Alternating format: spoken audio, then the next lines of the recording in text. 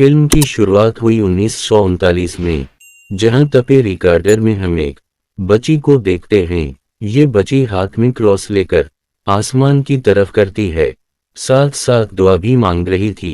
ऐसा होते ही वो अंधेरे से रोशनी आ गई, क्योंकि पहले सूरज ग्रहण लगा हुआ था। अब क्योंकि इसकी दुआ कबूल हो गई थी, उसीलिए सब उसे अपने लिए मसीहा समझने लगे। वो उम्मीद भी नजरों से बच्ची को देखते हुए इसकी पास आकर जुमा हो जाती हैं। सब ने भी अपने अपने हाथों में क्रॉस पकड़े हुए थे।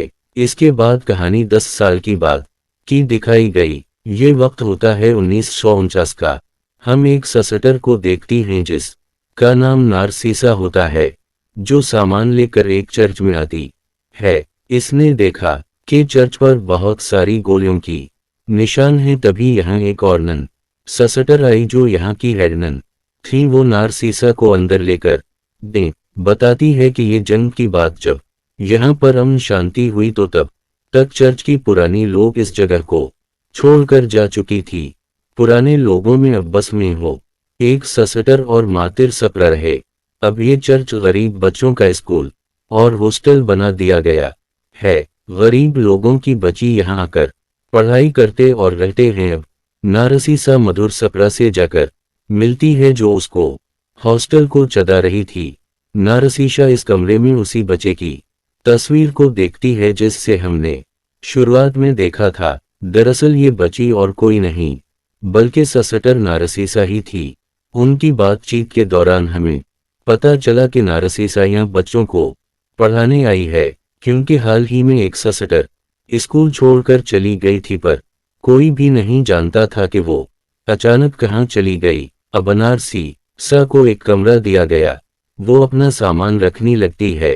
पिरास का सूटकेस आगे नहीं जा रहा था। इस दिन जब चेक किया है तो वहां एक बॉक्स पड़ा हुआ था, जिसे खोलने पर अंदर एक घर, एक ससटर की तस्वीर और एक कैंची थी। तस्वीर पर इस ससटर का नाम भी था जो सकोरो होता है।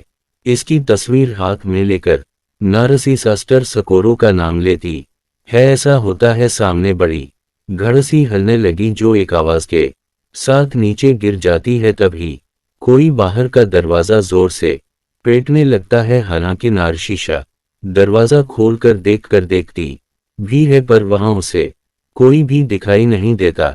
लेकिन हाँ, उसी अपने कमरे के सामने वाले दीवार पर एक निशान बना दिखता है जो पहले नहीं था, पर वो उसे नजरअंदाज करके अपनी क्लास में आ जाती है। बच्चों को बढ़ाने के लिए वो सबसे पहले बच्चों को अपने बारे में बताकर ब्लैक बोर्ड पे अपना नाम लिखने लगती है। और अब जैसे ही नारसीसा ने अपना नाम लिखा, सभी बच्ची अजीब तरह से डरने लगी। मुहिम में कुछ बोलने लगती है। रोजा तो इतनी डर जाती है कि इसका टॉयलेट ही निकल जाता है। गिलास खत्म होने के बाद नारसीसा रोजा के पास आई, पूछती है कि जब मैंने ब्लैक बोर्ड पर अपना नाम लिखा था तो तुम और सारे बच्चे क्यों डर रही थी। पर रोजा के कुछ भी बताने से पहले इसकी जुड़वा बहन रोजा को बोलने से मना करती है कि वो नारसीसा को कुछ ना बताए।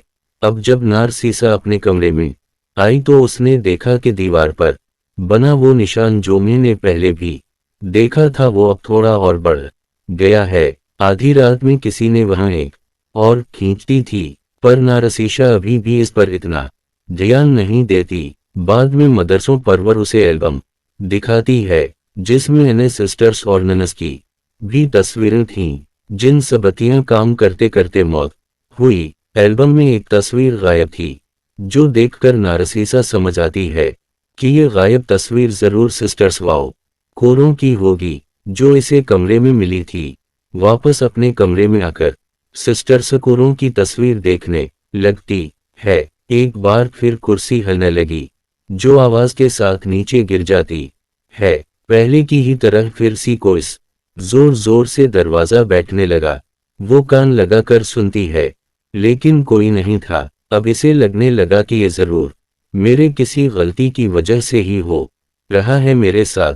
उसीलिए वो अपने पेटने लगी, क्योंकि उनके रिलीजन मजहब में ये माना जाता है कि अगर आप खुद को मानकर सजा देंगे तो ऐसी आपकी किए हुए गुनाह धुल जाएं। अब हम सभी बच्चियों को देखते हैं जो साथ वाले कमरे में एक सो रही थीं।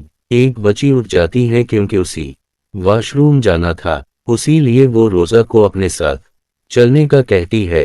अब हालांकि रोजा को बाहर से अजीब आवाजें आ रही थी, लेकिन वो फिर भी ये नजरअंदाज करके अपनी दोस्त के साथ वॉशरूम में आ जाती है। पर यहाँ भी अजीब होने लगा। अचानक ही पानी वाला नल अपने आप ही खुल जाता है और अब वाटक भर गया। पानी भी जोर जोर से हिलने लगता है, पर अचानक ये सारा पानी कहीं गायब हो गया। बात तब में रोजा को किसी की कटे हुए बाल मिलते हैं। वालों को देख ही रही थी कि तबियां इसे किसी और के होने का भी एहसास होता है, जिस वजह से वो जोर से चिल्लाती है। एक की आवाज सुने यहाँ हेडनन आ जाती है। अब जो बच्चियां अंदर एक सो रही थीं उनमें से भी एक बच्ची चीखने लगती है। वो बताती है कि नींद में ही किसी लड़की ने मेरे बालों को काट दिया है, क्योंकि वहां कैंची भी पड़ी थी और इसकी बाल भी गायब थी। अब क्योंकि इस बच्ची की ही बाल रोजा को बाथरूम में मिली थी, बस सबको लगता है कि बाल रोजा नहीं काटी। हालांकि वो बेचारी रो रो कर मीना भी करती है कि मैंने ऐसा कुछ नहीं किया, लेकिन कोई भी इसकी बात पे यकीन नहीं करता। इसे काफी मारती भी हैं।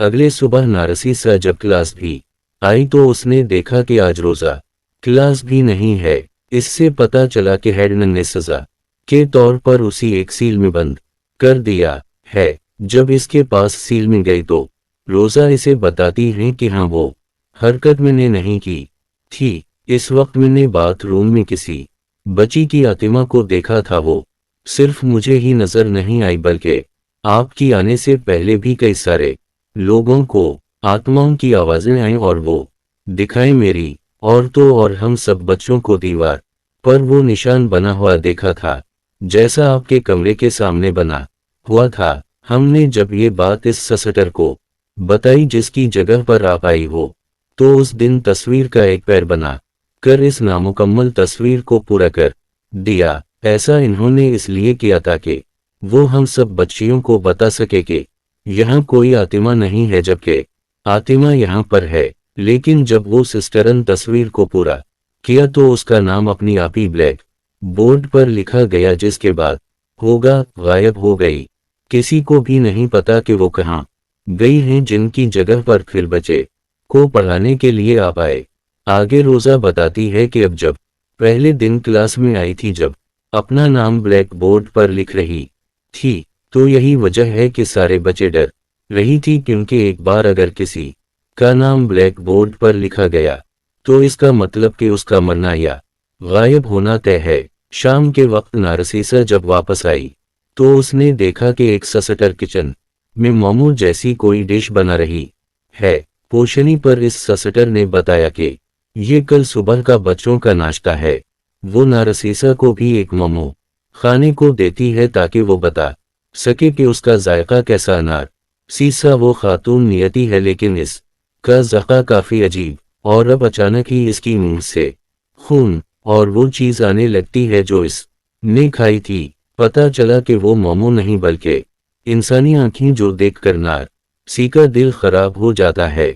इसे बहुत बुरा लगा और वो जैसी सामने देखती है, पता चला कि ये आन की और किसी की नहीं बल्कि इस ससटर की थी, जो अब बना आंखों की पॉटर डरावने लग रही थी। उसी ऐसी हालत में देखकर नारसीसा बुरी तरह डर जाती है, जोर से चलाने लगी। वो फिर भागकर एक कमरे में आ भी, जहां कोई इसका गला और दबाकर मारने की कोशिश करता है, क्योंकि इसका चीना कपड़े से ढका गया था और कपड़े भी तंग होती जा रही थी। बुरी तरह नारद सका को रोशनी लगाओ, जिसके साथ ही नारसीसा की आंख खल गई। इसे ये देखकर सकून उनका सांस आया कि ये मेरा बस बुरा सपना ही था। पर अब आंखें खोलने पर उसने देखा कि वो निशान और बड़ा हो गया जो शुरू से ही इसे दिखाई दे रहा था। अपनी शान में मरने वाले इंसान की अब 2 हाथ और 1 पैर भी होता है, और अब बस एक प्यारी बनना रह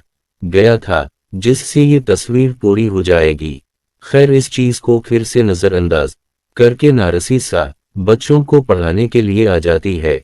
जहां एक बार फिर बच्चे हल्का हल्का बोलते हुए तैरने लगते हैं। बरोज है तो इतना डर गई कि फ्रेंड उठ कर वहां से भाग जाती है। डब्बे नारसीसा देखती है कि अब बलीकबूत पर रोजा का ही नाम लिखा हवा है और वो यहाँ से सीधा रोजा के पास ही ताकि उसे संभाल सके। इसे समझाने की कोशिश करती है कि देखो, घबराने की कोई जरूरत नहीं है, मैं तुम्हारे साथ रोते हुए रोजा इसे बताती है कि एक बच्चे की आत्मा मुझे अब हर जगह दिखाई नहीं रही। नारसजा को समझ नहीं आती कि वो क्या करीब। तब वो रोजा का हाथ पकड़ के तस्वीर का आखिरी पैर बनाकर इस तस्वीर को पूरा कर देती है ताकि पहले वाली ससटर की ही तरह इसे बता सके कि यहाँ कोई आत्मा नहीं है।